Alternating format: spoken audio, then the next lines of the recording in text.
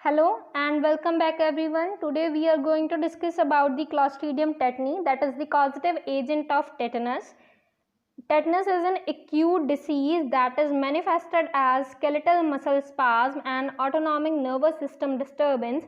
Tetanus में क्या होता है, जितना भी हमारा स्केलेटल मसल्स है वो कंटिन्यूसली कॉन्ट्रैक्ट करती रहती हैं और जितना भी हमारा ऑटोनॉमिक नर्वस सिस्टम है दैट इज ANS वो सारा खराब हो जाता है. Next, we will discuss about its morphology. So, Clostridium tetani is a gram-positive bacilli with peritrichous flagella. They are aerobic, ubiquitous. That is, they can be found in the nature. They are widely distributed in the soil, hospital environment, intestine of man and animals.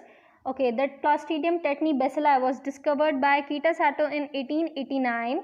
Clostridium tetani also bears spores. They are spore-forming bacteria and the spores are present at the terminal of the bacilli and appear as the drum stick. Next we have is the virulence factors of the Clostridium tetani. So there are two toxins that Clostridium tetani produces. One is tetanolysin, that is the oxygen and heat labile hemolysin, and the another one is tetanospasmin. Tetanospasmin prevent the release of neurotransmitters, that is GABA, GABE, and glycine. That is GABA and glycine. So what does tetanospasmin do? Tetanospasmin जो है वो दो हमारे जो neurotransmitters हैं that is GABA and glycine उनको release नहीं होने देता है, उनको रिलीज होने से रोकता है.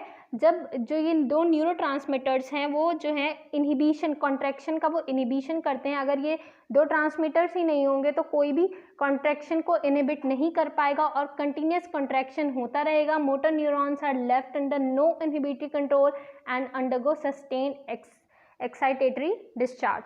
Okay, next we have is the mode of transmission. कैसे ये जो टेटनस बेसिलाई है ये एंटर कर सकता है होस्ट की बॉडी में. So it can enter through the injury, for example road traffic accident और through the punctured wound. Next through the surgery that is done with the और without the proper asepsis. Next is in the neonates it can enter through the abortion और delivery और due to the unhygienic practices.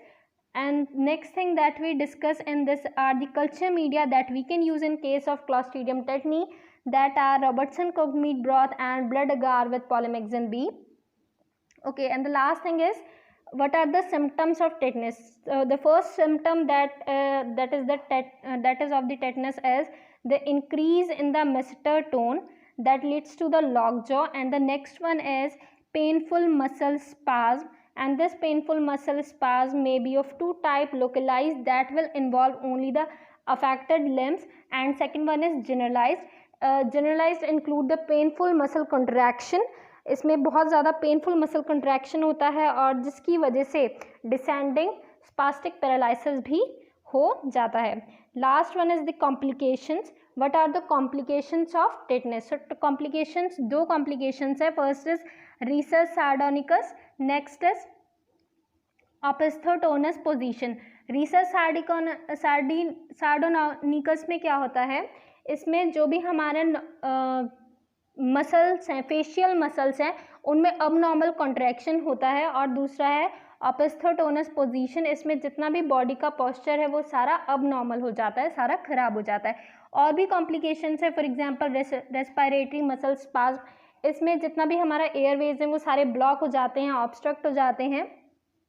और जो tetanus है वो ज़्यादातर developing countries में देखा जाता है, for example like India which have warm climate, rural areas with fertile soil, unhygienic surgeries और deliveries. Okay, next we will discuss about its pathogenesis. This is our last topic in this bacteria. So what is the mechanism or pathogenesis of tetanus? First is tetanus toxin binds to the receptor. So जो पहला काम है, जो हमारा toxin है that is टेटनोस्पाज्मिन, वो एक receptor के साथ जाके बाइंड करता है that is present on the जो हमारे जो मोटर टर्मिनल्स होते हैं. Okay, if you remember the diagram of the neuron, तो वो क्या करता है, जो हमारे टर्मिनल्स होते हैं न्यूरॉन्स के वहाँ पर रिसेप्टर्स प्रेजेंट रहते हैं, ये जाके वहाँ पे अटैच हो जाता है, जो ये टॉक्सिन है वहाँ पे जाके बाइंड हो जाता है उन टर्मिनल्स के साथ जहाँ पे वो रिसेप्टर्स प्रेजेंट है. और फिर क्या होता है, उस टॉक्सिन का इंटरनलाइजेशन होता है. जो टेटनोस्पाज्मिन है फिर वो जो हमारे टर्मिनल्स हैं, नर्व है, उसके अंदर चले जाते हैं। नर्व के अंदर जाके वो क्या ढूंढते हैं, वो साइट ढूंढते हैं जहाँ पे गाबा और ग्लाइसिन बन रहा है। फिर वो उस साइट पे जाएंगे जहाँ पे GABA, that is gamma aminobutyric acid and glycine, ये जो दो इनहिबिटरी न्यूरॉन्स हैं ये बन रहे हैं, ये उस साइट को ढूंढेंगे और उस साइट पे जाके क्या कर देंगे, ये उन टॉक्सिन्स को इनहिबिट कर देंगे, उन टॉक्सिन्स को रिलीज नहीं होने देंगे। The toxin prevent the pre synaptic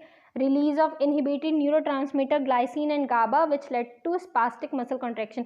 जब ये इनहिबिटरी जो हमारे इनहिबिटरी न्यूरोट्रांसमीटर्स हैं ये रिलीज ही नहीं होंगे तो उसकी वजह से क्या होगा, there will be spastic muscle contraction, continuous muscle contraction होता रहेगा, जिसकी वजह से टेटनस, जो कि टेटनस है, ये उसके मैनिफेस्टेशंस देखने को मिलेंगे। This is the end of a video, thank you.